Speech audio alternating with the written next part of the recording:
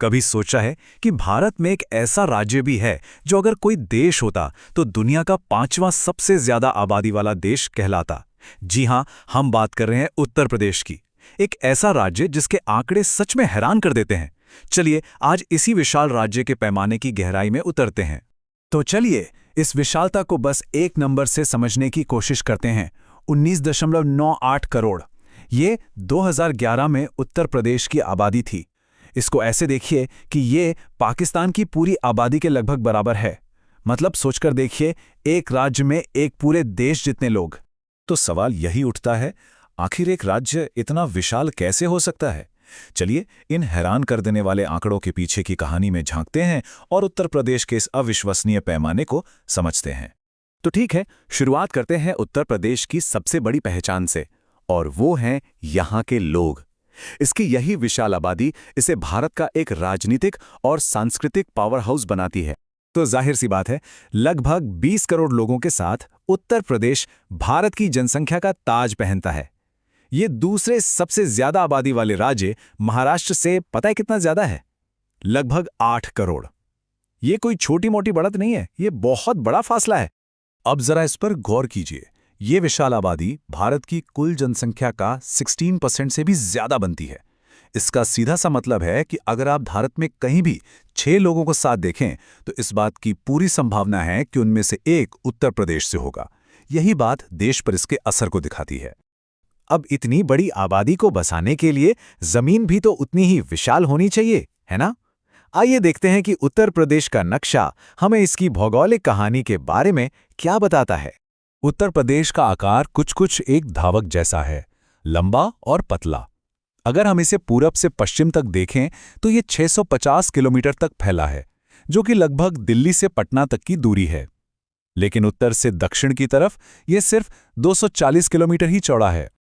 चलिए उत्तर प्रदेश के चारों कोनों की एक फटाफट यात्रा करते हैं। सबसे उत्तर में चलिए तो हमें मिलता है सहारनपुर, जो राज्य का सबसे उत्तरी बिंदु है। और अगर हम यहां से सीधे दक्षिण की ओर जाएं तो हम पहुंचते हैं सोनभद्र, जो राज्य के एकदम दक्षिणी सिरे पर बसा है। पूरब की तरफ बढ़ें तो हमारी यात्रा बलिया में खत्म होती है, जो राज्य की पूर्वी सीमा है। और आखिर में पश्चिम में हम पहुंचते हैं शामली। तो उत्तर में सहारनपुर से लेकर दक्षिण में सोनभद्र तक और पश्चिम में शामली से लेकर पूर्व में बलिया तक ये विशाल विस्तार ही उत्तर प्रदेश की सच्ची भौगोलिक शक्ति को दिखाता है। तो ये सब मिलाकर कुल एरिया कितना बनता है? 2,40,928 वर्ग किलोमीटर। ये आंकड़ा इसे राजस्थान, मध्य प्रदेश और महाराष्ट्र के बाद भारत का चौथा सबसे बड़ा राज्य बनाता है। आबादी में नंबर 1, लेकिन क्षेत्रफल में नंबर 4। उत्तर प्रदेश सिर्फ अपने साइज की वजह से ही खास नहीं है, बल्कि इसकी लोकेशन भी इसे बहुत स्पेशल बनाती है।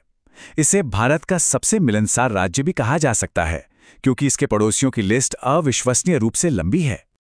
ये एक ऐसा रिकॉर्ड है जो शायद आपको चौंका दे। उत्तर प्रदेश भारत के किसी भी दूसरे राज्य से ज्यादा पड़ोसियों से घिरा है। इसकी सीमाएं सिर्फ 8 राज्यों और केंद्र शासित प्रदेश दिल्ली से ही नहीं लगती, बल्कि ये नेपाल के साथ एक इंटरनेशनल बॉर्डर भी साझा करता है। ये सचमुच भारत का चौराहा है। और हाँ, ये सभी सीमाएं एक जैसी नहीं हैं। मध्य प्रदेश के साथ इसकी सीमा इतनी लंबी है कि उत्तर प्रदेश के 11 जिले इसे छूते हैं। वहीं दूसरी ओर हिमाचल प्रदेश के साथ इसकी सीमा बस एक छोटी सी झलक है। अच्छा, अब एक ऐसे फैक्ट की बात करते हैं जो यूपी की इस यूनिक लोकेशन का सबसे बड़ा सबूत है। और ये सब कुछ एक नंबर के इर्द गिर्द घूमता है, और वो नंबर है 4। ये 4 क्या है? ये उन राज्यों की संख्या है जिनसे उत्तर प्रदेश का सिर्फ एक जिला सोनभद्र अपनी सीमाएं साझा करता है। जी हां, बिल्कुल सही सुना। सोनभद्र भारत का एकमात्र ऐसा जिला है जो 4 अलग-अलग राज्यों मध्य प्रदेश, छत्तीसगढ़, झारखंड और बिहार को छूता है। ये वाकई एक भौगोलिक अजूबा है।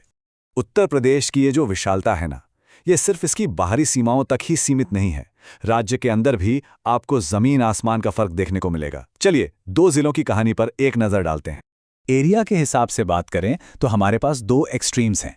एक तरफ है लखीमपुर खीरी, राज्य का सबसे बड़ा जिला जो लगभग 7,680 वर्ग किलोमीटर में फैला है, और दूसरी तरफ है हापुड़, जो सिर्फ 660 वर्ग किलोमीटर का है। यानी लखीमपुर खीरी में 11 से ज्यादा हापुड़ समा सकते हैं।